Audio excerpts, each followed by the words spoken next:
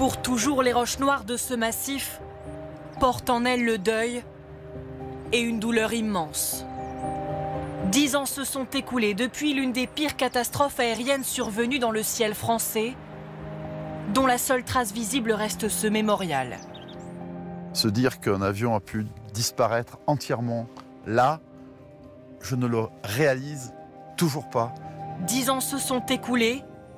Les souvenirs, eux, sont invisibles, mais bien intacts, comme si c'était hier.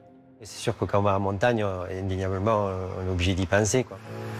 À l'époque, ils ne le savent pas encore, mais enquêteurs et habitants sont les témoins d'un drame provoqué par la folie d'un seul homme. Voilà, on va se représenter devant. Le 24 mars 2015, un Airbus A320 de la compagnie allemande Germanwings percute de plein fouet la montagne. On peut voir les différents morceaux. Tout est pulvérisé. 150 personnes meurent sur le coup, en une fraction de seconde. 6 membres d'équipage et 144 passagers. Parmi eux, le parrain de Sandrine Driessens. Christian était père de 3 enfants. Un commercial belge de 59 ans qui vivait en Espagne et voyageait beaucoup. Il me manque énormément, oui. Énormément. C'était quelqu'un de vraiment bien. Le 24 mars 2015, c'est un mardi. Sandrine Driessens est au travail quand sa mère l'appelle. Elle a commencé par me dire, tu as entendu l'accident, enfin, le crash? Je dis oui, et là, tout de suite, j'ai vraiment eu tout qui s'est serré en moi, vraiment, comme si on m'écrasait toute la poitrine, là. Et elle m'a dit, le parrain était dedans. J'ignorais totalement s'il y avait des survivants ou pas. De ce trajet qui n'aura duré qu'une trentaine de minutes, il ne restera aucun survivant. Le vol 4U9525 de Germanwings décolle à 10 h de Barcelone et doit rallier Düsseldorf.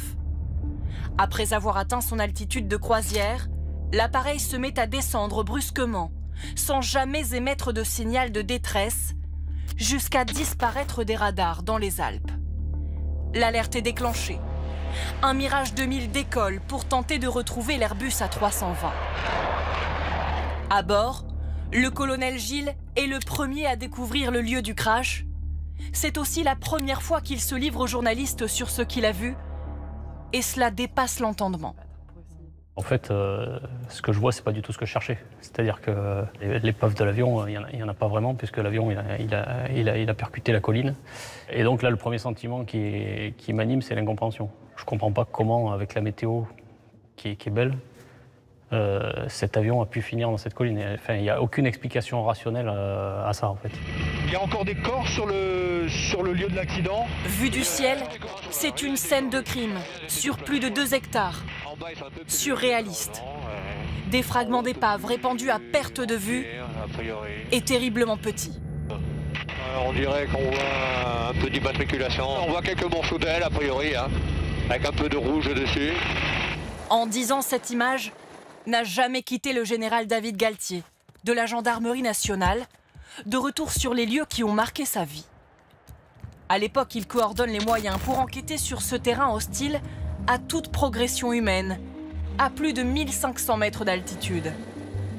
Les techniciens de l'identification criminelle sont héliportés, équipés de crampons et assurés par des gendarmes de haute montagne. Ils vont travailler en étant assurés à la corde, au millimètre. Et ils vont pouvoir se déplacer d'ailleurs. Regardez autour de vous, vous imaginez aller essayer de faire des prélèvements sans être assuré. Des pans entiers peuvent se détacher. Donc il ne faut pas plus de 10 binômes qui travaillent en même temps. Il n'y aura pas plus de 40 personnes sur le site en même temps. Les opérations sont hors normes. 4000 prélèvements ADN, 1000 objets et effets personnels récupérés et une boîte noire retrouvée le jour même du crash, décisive pour l'enquête. Elle révèle ce que personne ne pouvait se résoudre à croire. La clé du mystère n'est autre que le copilote allemand, Andreas Lubitz. C'est lui qui a volontairement provoqué le crash de son avion. Pendant 2 heures, le son du cockpit est enregistré. Voici les 11 minutes qui ont tout fait basculer. 10h30, le commandant de bord indique à Andreas Lubitz qu'il va sortir du cockpit. On l'entend ouvrir, puis fermer la porte derrière lui.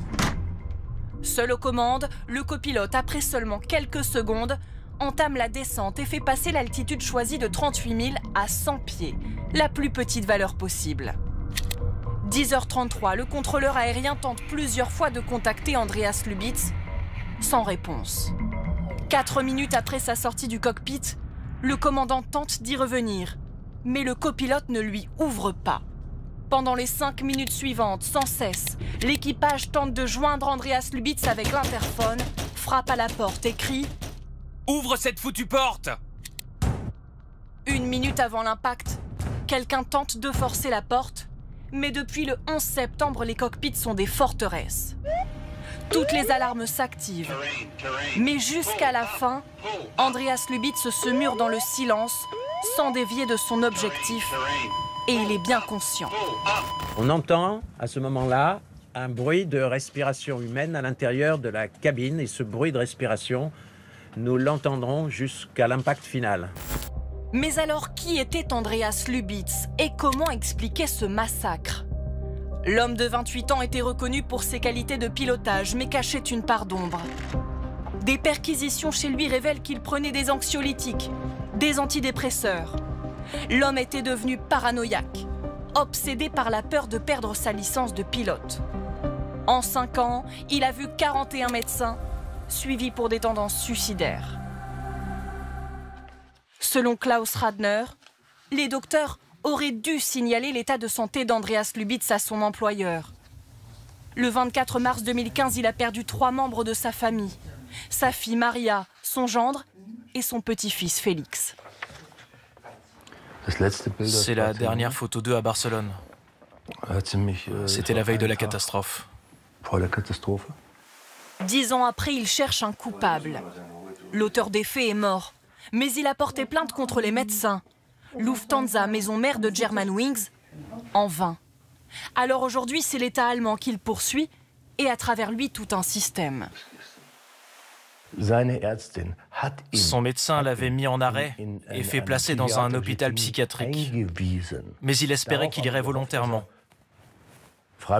La prescription était là. Mais le médecin a supposé qu'Andreas Lubitz irait de son propre gré.